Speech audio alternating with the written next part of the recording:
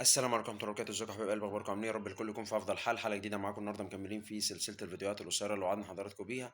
هنتكلم النهارده في حلقة جديدة، بس طبعا ايه، بنقول آية في كل حلقة. آية النهارده برضو في سورة النجم، لسه مكملين.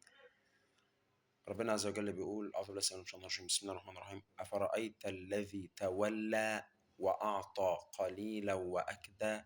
برضو ده بيكمل نفس موضوع السعي اللي الناس ساعات بتسعى شوية فيه وما بتكملش، بتتعب، نفسها بتقطع في الطريق، بتحس برضو ان دايما ايه، تسليط خطوات الشيطان عليه بيكون شديد، فبتلاقيه دايما ايه، حاسس بمرور الوقت برضو ان لسه ايه، مفيش نتائج، فدايما بيبقى ايه، بيديله شعور الانسحاب. هو دايما الافضل عشان يقدر ان هو ايه، يرتاح من هذه الامور، او يحتاج من هذه الاشياء اللي عايز يقول لسه ما يعني لم يظهر لها اثر او نتيجة ملموسة.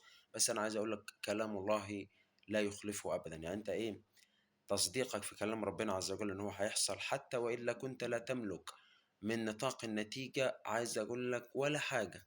يعني مفيش بذرة باينة من النتيجة قدامك دلوقتي، بس ثقتك في كلام ربنا اكبر من ثقتك في النتيجة. كده كده النتيجة هتيجي، وكده كده كل حاجة. بس ربنا حتى لما بيأخر النتيجة او بيغيبها شوية، بتكون برضو الامتحان يقينك فيه. انت عايز الامور تمشي واحد اتنين تيجي تلاتة بعدين، ولا انت مؤمن فعلا ان هو ولو بعد سنوات، مش هقول شهور، ولو بعد سنوات حتما النتيجة هتوصل لك لحد عندك، وخليك واثق في هذا الكلام. من مشكلة البعثرة اللي حصلت في الأمة حاليا دلوقتي، إن كل مناهج ربنا عز وجل بقت الناس بتعمل عكسها. فعشان كده حتى اللي بيجي يجيب، بيجي يعني عايز أقول لك إيه، بيجيب من حرام فتلاقيه ضعف حرام ويبدد. وربنا طبعا سبحانه وتعالى كلامه يعني مفيش حتى نقيض: ولن تجد لسنة الله تبديلا ولن تجد لسنة الله تحويل.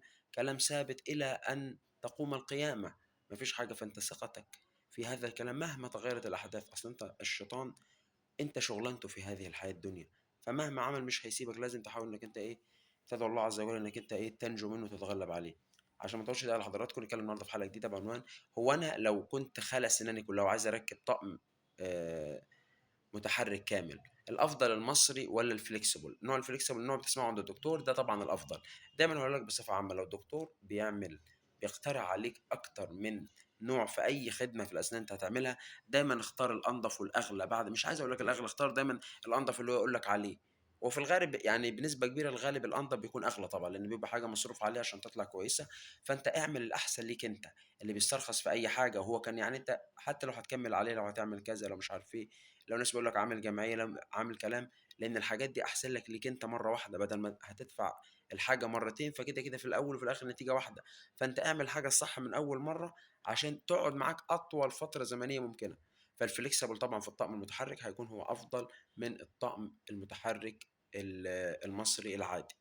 اشوفكم الحلقه الجايه، والسلام عليكم ورحمه الله وبركاته.